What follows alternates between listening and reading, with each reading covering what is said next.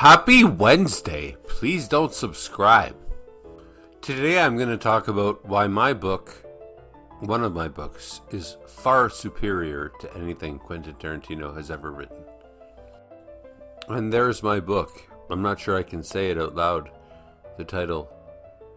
But chapter 1 begins. It's very short. Our hero had a tear of sadness in one eye and a tear of happiness in the other, as he withdrew his sword from his father's chest. So let's get into the top 10 reasons why my writing is better than Tarantino's.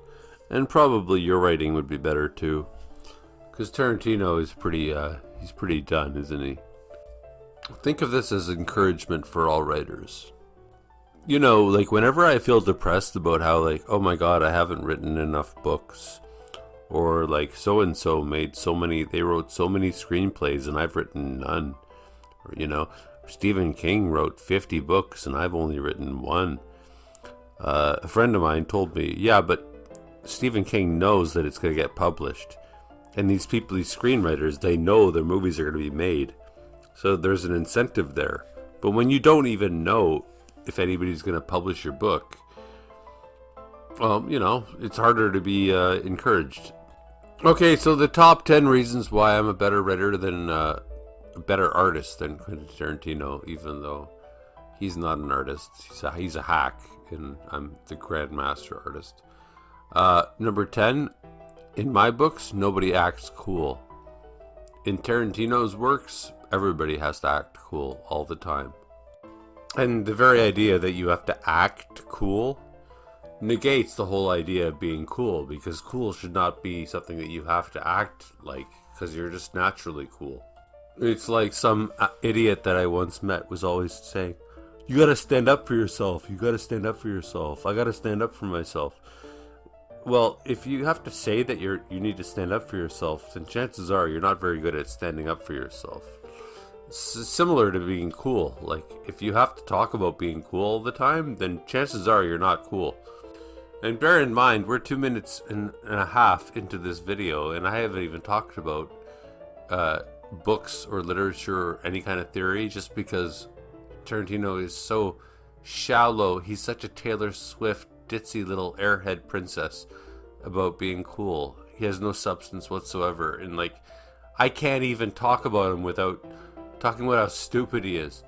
And so this book of mine, which I wrote 20 years ago, it faces head-on the idea of gender stereotypes.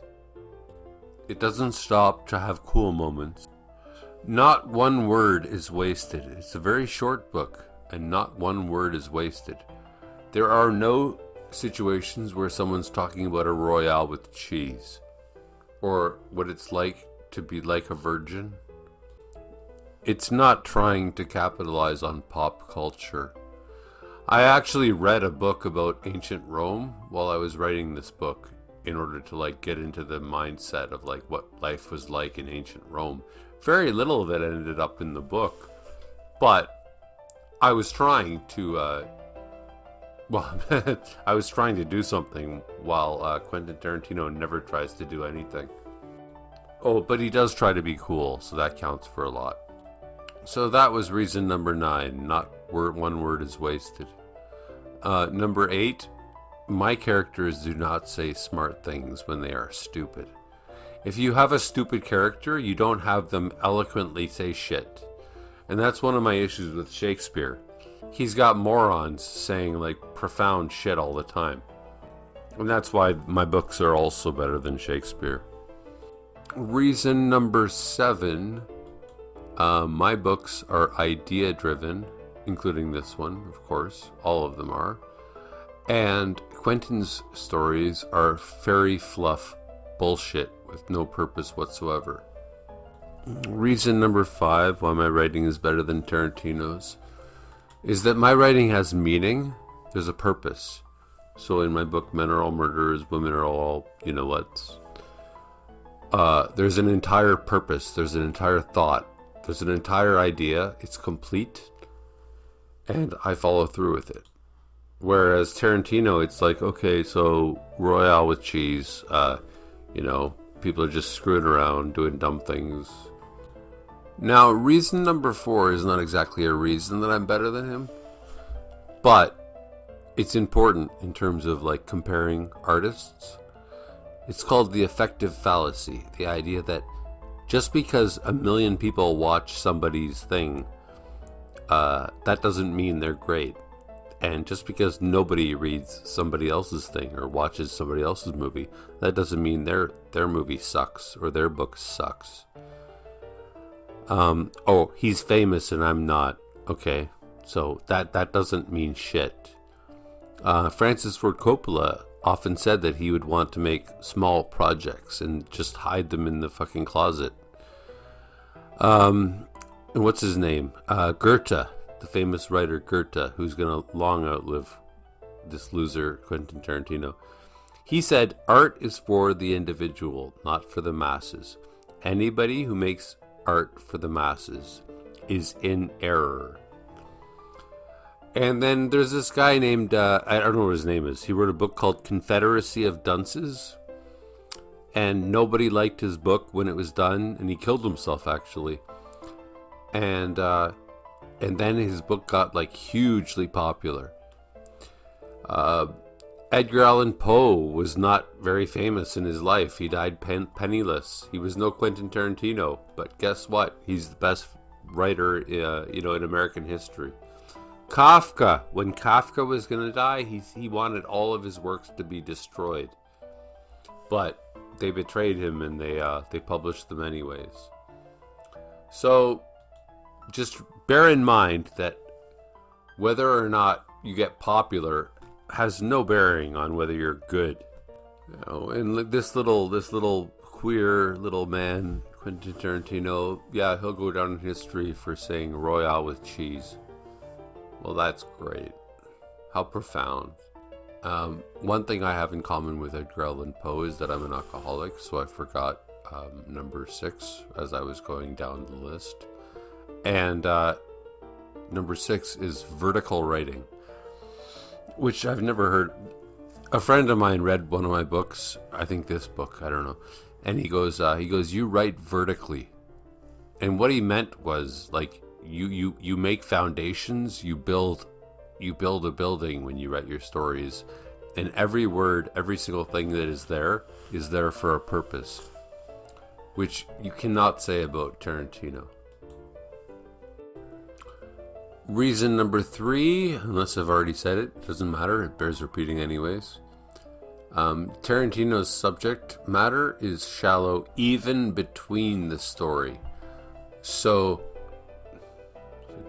deep concept, let me think about that for a second. Okay, so I'm saying that like even if he was telling a great story, where arguably he was in Pulp Fiction, the subject matter in between is shallow. Again, Royale with cheese. Whereas I would never dream in my book, any of my writing, I would never dream of having some offhand stupid conversation about a Royale with cheese. Number 2, little Quentin, little fairy dust Quentin Tarantino did not write Pulp Fiction on his own. He didn't write anything on his own. Whereas I've written everything on my own. Reason number 1 is that my books deal with the taboos head on. Whereas he kind of dances around it, literally. We have a stupid dance competition in Pulp Fiction. I just go straight to the heart of the matter. Reason number 0, my book here that you're looking at is simplistic as hell. There's no royales with cheese. I can't believe how proud I am of this. And you know what? He can keep his Pulp Fiction, even though, I mean, that's the only thing he made that was good. He only made shit movies after that.